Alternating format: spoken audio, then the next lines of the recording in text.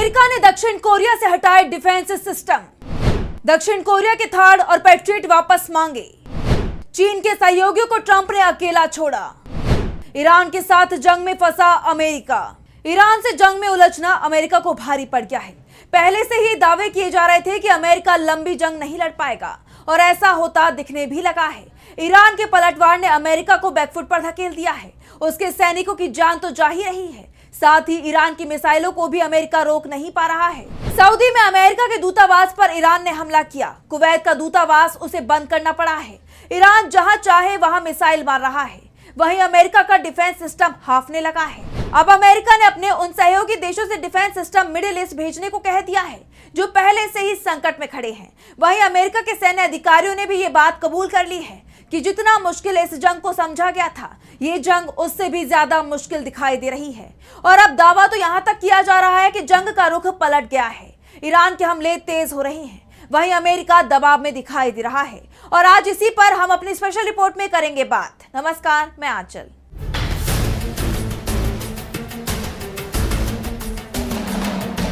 Iran के missile हमलों को रोकने में अमेरिका और इजराइल अब हाफने लगे हैं। उनकी इंटरसेप्टर मिसाइलें अब तेजी से खत्म हो रही हैं। इसलिए अब दूसरे देशों से अमेरिका ने अपने हथियार वापस मांगना शुरू कर दिया है। एक तरफ अमेरिका के राष्ट्रपति डोनाल्ड ट्रंप दावा करते दिख रहे हैं कि हमारे पास हथियारों की कोई कमी नहीं है। दूसरी तरफ वो अपने मित्र देशों से डिफेंस सिस्टम हटाकर इजराइल की सुरक्षा में तैनात कर रहे हैं। वैसे तो अमेरिका के डिफेंस सिस्टम पहले से ही मिडिल ईस्ट में तैनात थे, लेकिन जिस तरह से ईरान ने मिडिल ईस्ट के उन देशों को जो अमेरिका की मदद कर रहे हैं उन पर हमला किया है, उसके बाद से इन देशों ने भी इजराइल की मदद करने से इनकार कर दिया है, क्योंकि उन्हें अपने बचाव के लिए इन इंटरसेप्टर मिसाइलों का इस्तेमाल करना पड़ रहा है।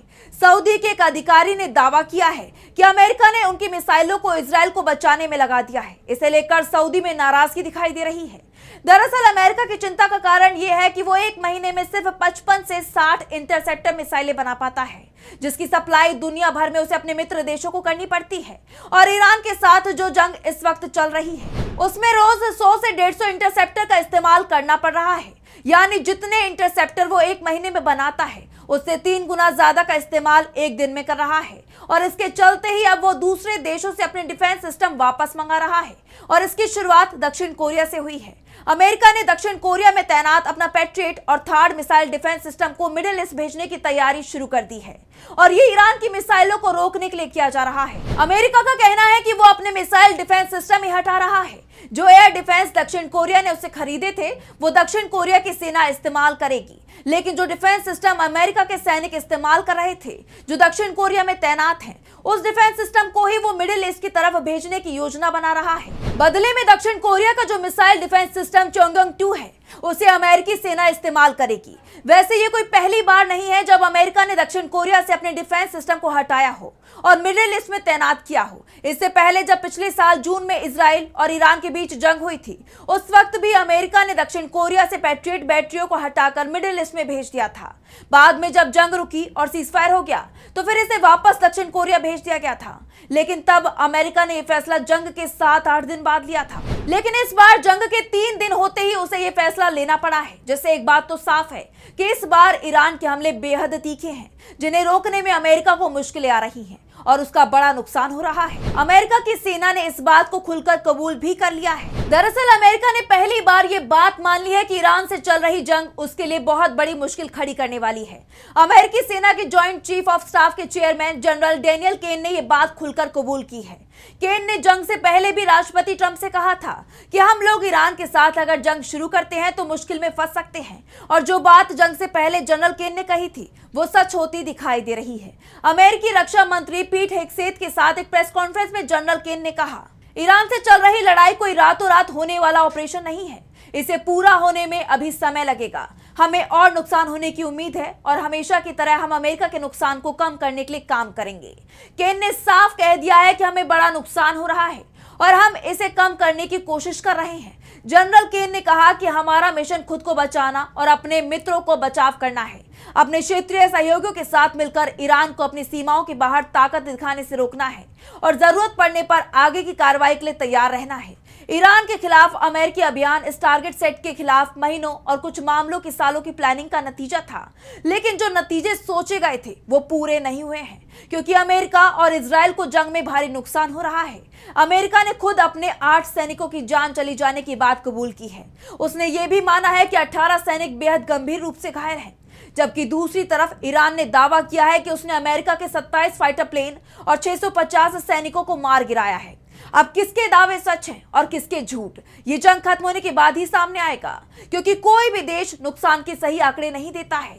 ऐसे में अमेरिका की तरफ से जो कुछ कबूल किया जा रहा है, नुकसान उससे बड़ा होगा, ये तय माना जा रहा है। अमेरिकी जनरल के बयान और जिस तरह से अमेरिका की इंटरसेप्टर मिसाइलें खत्म हो रही हैं, उसके बाद सवाल उठ रहे हैं कि क्या जंग में अमेरिका की हार भी हो सकती है, क्योंकि अमेरिका बहुत ज्यादा नुकसान उठाने की स्थिति में नहीं है। ऐसे में यह भी कहा जा सकता है कि जैसे ही अमेरिका के भारी नुकसान की खबरें वॉशिंगटन पहुंचना शुरू होंगी, अमेरिकी जनता के दबाव में डोनाल्ड ट्रंप को ही जंग छोड़कर भागना पड़ सकता है। दरअसल जंग में भले ही ईरान को जबरदस्त नुकसान हो रहा हो, लेकिन वो हथियार नहीं डालेगा, क्योंकि उसकी जंग अपनी इज्जत और जमीन बचाने की है। क्योंकि अमेरिका के सामने सरेंडर किया तो अमेरिका उसके कच्चे तेल कुओं पर कब्जा कर लेगा, ईरान को वो अपना उपनिवेश बना लेगा। ऐसे में ईरान के लिए यह आजादी की लड़ाई है और वो किसी भी कीमत पर अमेरिका के सामने सरेंडर नहीं करेगा। और ईरान ने लंबे समय तक जंग लड़ने की तैयारी भी कर ली है, वो उसी हिसाब से अपनी मिसाइलों का इस्तेमाल कर रहा है। अमेरिका भी ये मान रहा है कि ईरान के पास 80,000 ड्रोन हैं और 4,000 के करीब बैलिस्टिक मिसाइलें हैं। इसके अलावा कम दूरी की 6,000 से ज्यादा मिसाइलें हैं, जिनकी मदद से ईरान आसानी से 40-50 दिन तक जंग लड़ सकता है। लेकिन इतनी लंबी जंग अगर चल जाती है तो फिर अमेरिका के लिए इजराइल को बचाना बेहद मुश्किल हो जाएगा।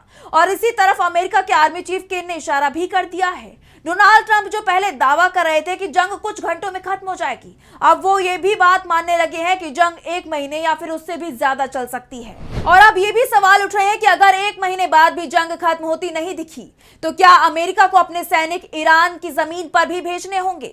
क्योंकि ईरान पर अगर जमीनी हमला नहीं किया जाता है तो फिर ईरान में रिजीम बदलना संभव नहीं है, क्योंकि जंग के बाद जिस तरह से ईरान सरकार को जनता का समर्थन मिल रहा है, लोग सरकार के समर्थन में और अमेरिका और इजराइल के खिलाफ दिखाई दे रहे हैं। उससे एक बात तो साफ है कि ईरान ना तो झुक सकता है और ना ही जंग से पीछे हट सकता है। उस पर जो जंग थोपी गई है उसे दुश्मनों को जवाब देना ही होगा। ईरान सरकार चाहकर भी अमेरिका के सामने सरेंडर नहीं कर सकती, क्योंकि सरकार अगर सरेंडर करने की कोशिश करेगी तो जनता बगावत कर देगी। फिलहाल तो ईरान कमजोर पड़ता नहीं दिख रहा है। तो फिलहाल स्पेशल रिपोर्ट में बस इतना ही। वीडियो पसंद आया तो लाइक करें, साथ ही हमारे चैनल को सब्सक्राइब करें। नमस्कार।